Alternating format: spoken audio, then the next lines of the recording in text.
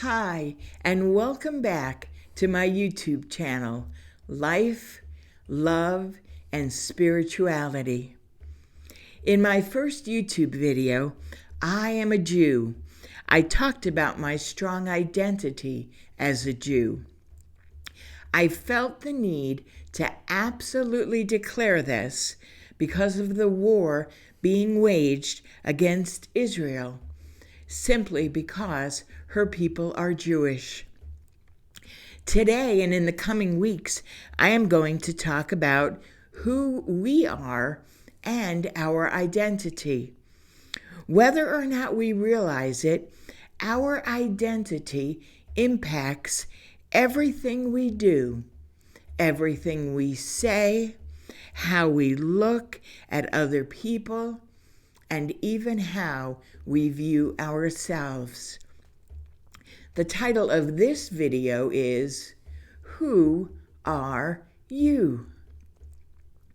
Everyone, whether we realize it or not, wants to know our true identity. Who we are, what is our purpose in life, why were we born, and for what, if anything, were we created to do? Sadly, most people don't ever take the time to think about this. During my professional career, while I was interviewing candidates for employment, I would ask them, if you could write your own ticket and do anything you would want to do in your life, what would that be? What would that look like? Typically, the eyes of the candidates would glaze over with that deer in headlights look.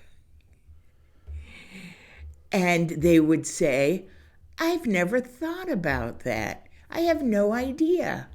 And then they might say something like, well, I am a mother, or I am a daughter, or I am an aunt, or I am a son, or I am a brother.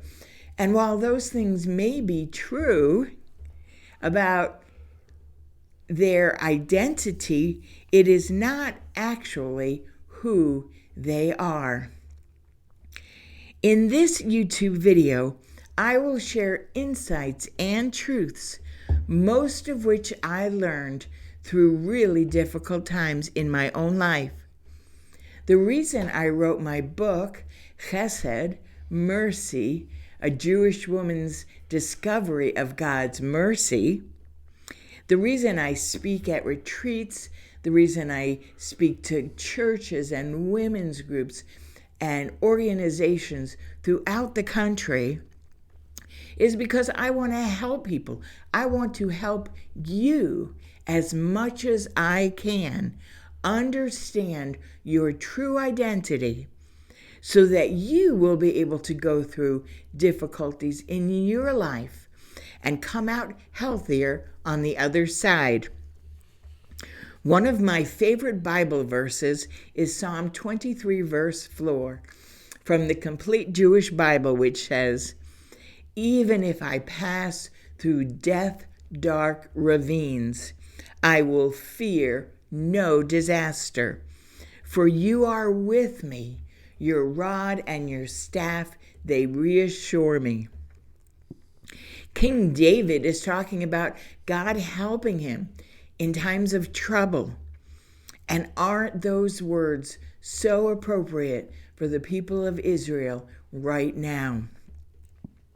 Sadly, most people prefer to run from their difficulties, to cover them up with all kinds of things like drug abuse and alcohol, or just pretend they don't exist, which of course is pure denial.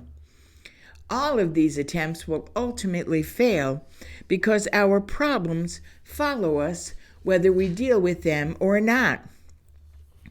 I remember when I was a substitute teacher for kindergarten students, we would often read the famous children's poem, We're Going on a Bear Hunt, which goes something like this.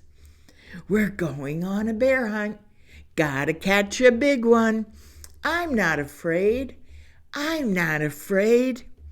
Uh-oh. a deep, cold river. Can't go over it, can't go around it, can't go under it. We've got to go through it. Who knew that nursery rhymes would echo the words of the great King David? Some of what I'll be sharing in this YouTube video comes from a great book called The Purpose-Driven Life, written by Rick Warren. It is one of the best-selling nonfiction books in publishing history. It has been translated into 137 languages and has sold more than 50 million copies. All because people everywhere want to know why we were created. Warren tells us, if you want to know why you were placed here on this planet, you must begin with God. You were born by His purpose and for His purpose. You didn't create yourself, so there's no way that you can know what you were created for. You were made by God and for God. And until you understand that, your life will never make any sense. God was thinking about you long before you ever thought about Him. His purpose for you predates even your conception. He planned it before you existed, without your input. You may choose your career, your spouse, your hobbies, but you don't get to choose your purpose. The purpose of your life fits into a much larger cosmic purpose that God has designed for all eternity. As the prophet Isaiah said in Isaiah 44, verse 2, I am your creator. You were in my care before you were born. I know that these words may be very difficult for you to understand or fathom, especially if you don't believe in God. I get it. Yet I find it incredible that some people will say things like, well, the universe did this in my life. I actually think it's a whole lot harder to trust in the universe than the God who created the universe. So you may be wondering, okay, if God created me, then why? Why did He do it?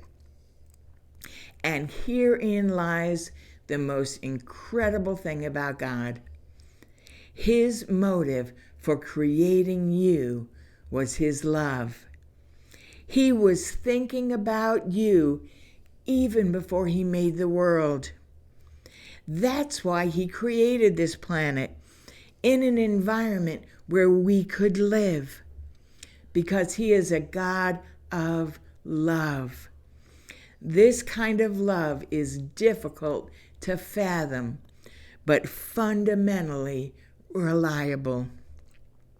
You were created as a special object of God's love. The Bible says God is love.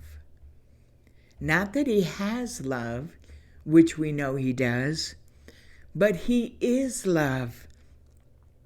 Love is the essence of God and His character. God made you to love you. Who you are, your true identity, is a person loved by God.